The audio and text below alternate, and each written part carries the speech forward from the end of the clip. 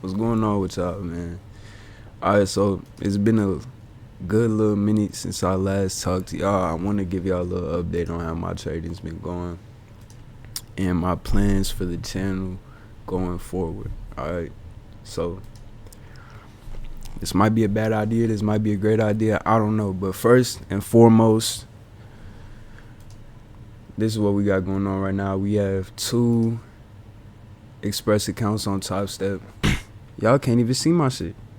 God damn it. Brandon always do that shit. Alright, look. Let me go back.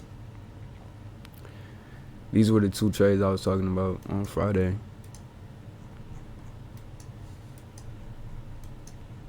Took a loss because we had some SMTs. We had this 15-minute fair value gap that I wanted to see cause price to deliver lower to this low, this little 15-minute fair value gap down here.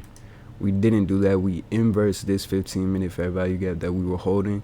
The SMTs all got invalidated.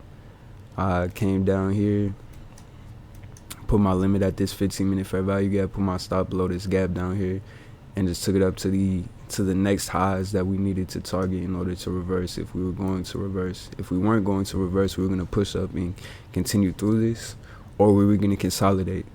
So the only situation where I would have been fucked is if we consolidated. YM came up and took this high, so I got out. I lost around 450 on this trade. I made around 1,200 on this trade, something like that.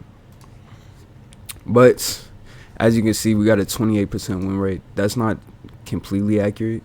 I mean, I took 4 trades and won 1, so I'm pretty sure that's 25%. Wednesday we broke our rules, but it wasn't terrible. Like, I still had systematic logic behind the setup. It just wasn't a setup I would normally take. That's why I risked less. Ended up losing around 300. My risk is 500. Boom. Thursday, I got into the move too early. We ended up moving how I wanted us to move, but I got in too early. Got stop hunted, but I knew I was getting in early. I was getting impatient. Friday, luckily, we made all that shit back and had a break-even week, but I shouldn't have traded this day. Probably wouldn't have traded Thursday either, and I would have just been up 700 on Friday because that loss I took yesterday was valid as fuck. I was happy about that loss because I truly believed we were pushing down. Waited for this placement. We got an inverse right here as well. So, like, everything pretty much lined up. But as you can see, I actually had tried to pass five accounts. So I had a whole set of Top Step accounts. I blew those at the end of September. Then the beginning of October, we ran it back on these 2 accounts. We passed them. Okay, I think y'all seen when I blew this account because I had my five trade losing streak. Ended up blowing the other eval or the other fund that I had, and then I blew an eval.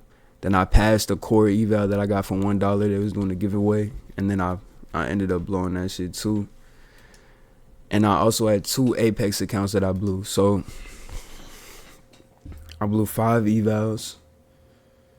Probably blew 1 or 2 evals over here. Passed 2 Apex evals. Ended up blowing the fundeds. Passed the MFF eval. Ended up blowing that funded as well. So I don't know how many accounts that is. Like 8, 9 accounts or something that I've blown since the last time I talked to y'all. September it wasn't a terrible month because I was also passing evals, but I did crash out one day on NFP, I believe. That fucked me up. I obviously haven't gotten a payout since my first 2 payouts back in August. It's now October. I had a scaling plan and everything that's not really going how I wanted it to go. But it's also my fault. It's my fault. Like I told y'all, I took 2 trades earlier this week that I shouldn't have traded. Ideally, for example, what do I mean by that? Like, so my back tested data is profitable, right? Our whole goal is to find a profitable strategy that we can back test over a long period of time that we know is profitable, and then replicate those results in the live market. But in order to do that, you can't be taking dumb trades. You can't be FOMOing into setups. You can't be getting impatient. You have to literally trade just like you back test. So if I was back testing this week, I wouldn't have taken a trade here. I might have taken a trade here and it either would have won or went break even, but I probably wouldn't have traded here either. So we're going to pretend like, you feel me? These two would have been crossed off the list. Tuesday, I wouldn't have traded. Monday was a bank holiday. The only day I would have traded was Friday. And I would have had one win and one loss. We would have been up 700 on these accounts. It would have been a winning week. We would have been up like 1.2 R. My problem is that I'm not trading like I'm back testing. Now, why is that? What are some of the things that's changed since I got my 2 payouts? Well, number 1, I haven't been writing down the daily task list like I'm supposed to be. Number 2, I don't back test as much. That's really it, bro. I ain't gonna lie. Like, I think back testing is very, very important because it constantly reminds you of what to do and what not to do in the market. At least for me. Like, if I see that I'm winning when I back test and I'm constantly back testing, when I go to trade live, it's still fresh in my mind. Okay, this is how I back test. This is how I'm ideally supposed to implement my system in the market. This is how I'm supposed to execute in the market. But when you don't back test for a while, you start to forget that. You start to let those emotions dictate your actions. You start to get a little bit less sharp on seeing the market. So my first plan is I got to back test every day again. I got to back test a week of data every single day, right? That's the first thing. Second thing is I need to write down my daily task list because there are certain things that I'm still not doing. I haven't been reading my Bible every day. I was doing that too when I got a payout. I don't think that's a coincidence. I really don't. Number 3 is I'm going to be recording my trades for the next 30 days. I'm going to be recording my trades like I already do, but I'm going to post them on YouTube, and I'm also going to do a trade recap. I'm going to go over, did I follow my rules? Was I impatient? Did I do this, that, and the third? Because all I have to do is follow my system. Win, lose, break even, no trade. All I have to do is follow my system, and I will make money. I will make money. Honestly, that five trade losing streak really fucked me up. I lost confidence in my strategy. I started losing when I was back testing. That caused me to stop back testing because it was painful to back test. Kind of sounds like some bitch ass shit, but it truly was. It was hurting to back test because like, damn, is my system really profitable? Even though I had just gotten 2 payouts, it was still fucking with my head a little bit. You see what I'm saying? And that just led to this downward spiral. Now, I have blown a lot of accounts, but I've also passed some accounts, so it's not terrible. You feel me? But right now, in my mind, I would have been on my 4th or 5th payout now.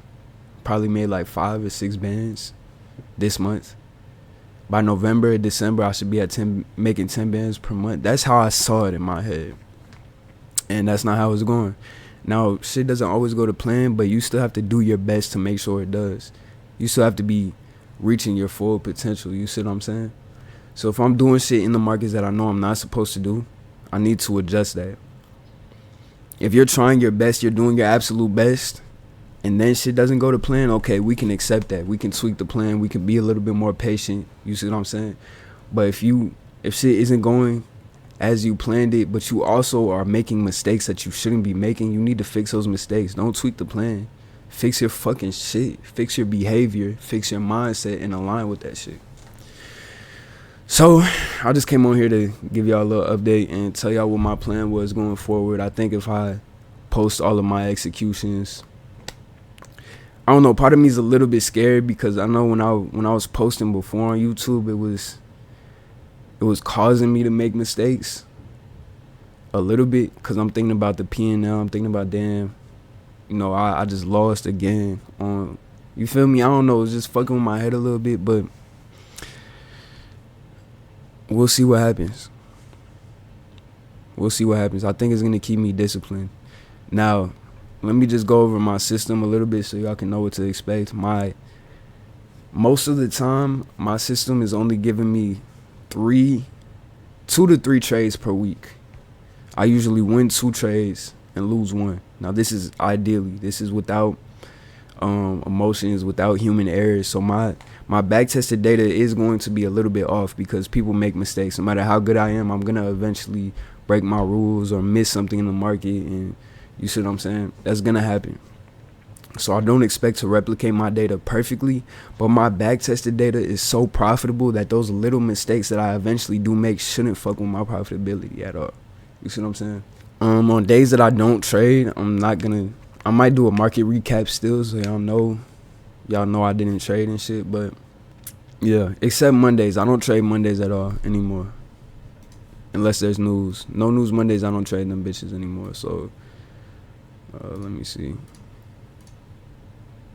Yeah, I won't be trading this Monday, but y'all catch me on Tuesday on the 21st, Wednesday, Thursday, Friday. I'll be trading all these days. I'm tired of wasting my potential. Like, seeing that I got 2 payouts in 2 weeks and that I was consistent for almost 2 months, consistently following my rules. There were little mishaps here and there, but overall I was doing very, very well.